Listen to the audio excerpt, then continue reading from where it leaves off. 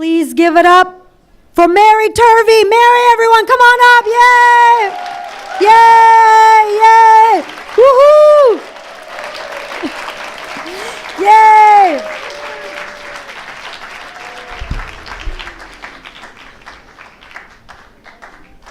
Chin. Good. Great. So it's Monday, Results Day.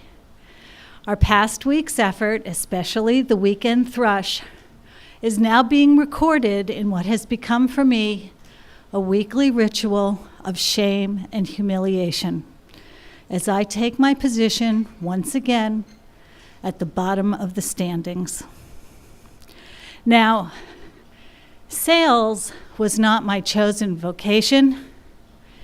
It was thrust on me, as it was every other second grader who was required to sell chances for the annual bazaar raffle. Now, I like the way my school called them chances rather than raffle tickets. It's kind of like the way the Catholics called bribes indulgences. It was similar. But every Monday I went through my abasement as Sister Assisium, in her perfect cursive hand, wrote the rankings up on the board, and Elizabeth Carr always won. Sister Assisium, in what she probably thought was a motivational speech, told us all how Elizabeth had gotten her father to sell chances at work.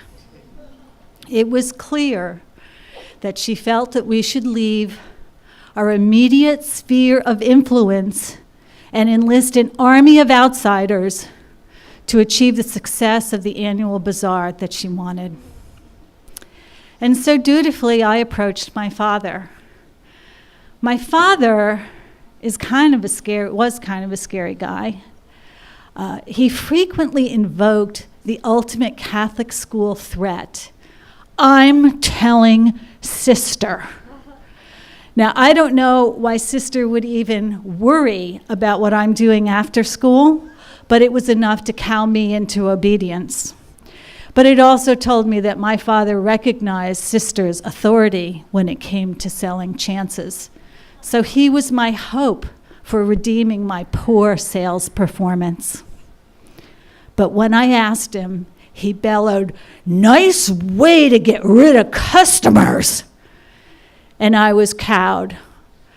Any hope I had of improving my performance dissipated and was replaced by a fervent and lifelong hatred of sales and salespeople.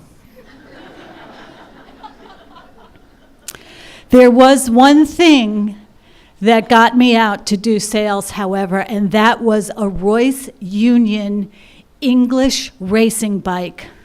This was beautiful. I was 9 years old. I had never heard of sex, but the sensation I felt when I thought of that Royce Union bicycle was something that I wouldn't encounter until Kevin Robinson walked into history class when I was a freshman. It had a diagonal crossbar instead of that silly inverted S that my Schwinn had. It had gears that you could change with a lever on the handlebars. And best of all, you could pedal backwards because the brakes were on the handlebars. To get that Royce Union bicycle, I had to sell 75 boxes of Welco Christmas cards. I was going to do this.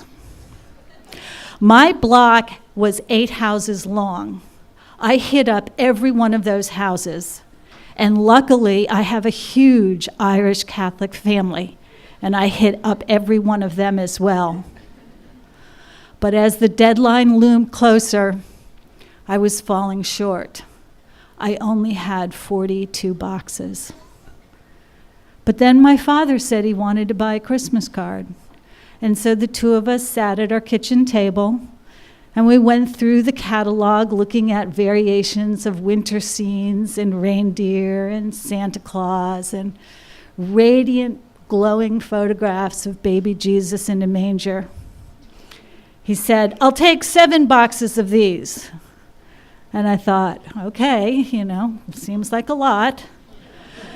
And he said, I'll take 8 boxes of these. I was perplexed because my father was a lawyer, and they just don't have that many friends. Your grandfather would like these. I'll have 6 boxes of those. And I thought, is he sending 150 cards to Grandpa? I protested. I said, Dad, this is too much. And he reared up and he said, are you telling me the customer is wrong? You never tell a customer that he's wrong. And so it went. The Royce Union bicycle showed up in a big flat box, accompanied by another much heavier box that contained my father's inventory of Christmas cards that were stored in our attic and served for many years to come. My father put the handlebars on the bicycle, and I tootled up and down that 8-house-long street, changing gears every time I went up the very slight hill that so short a street could afford, delighting in my accomplishment, but really delighting in the fact that I had a father who wanted to see me win after all. Thank you.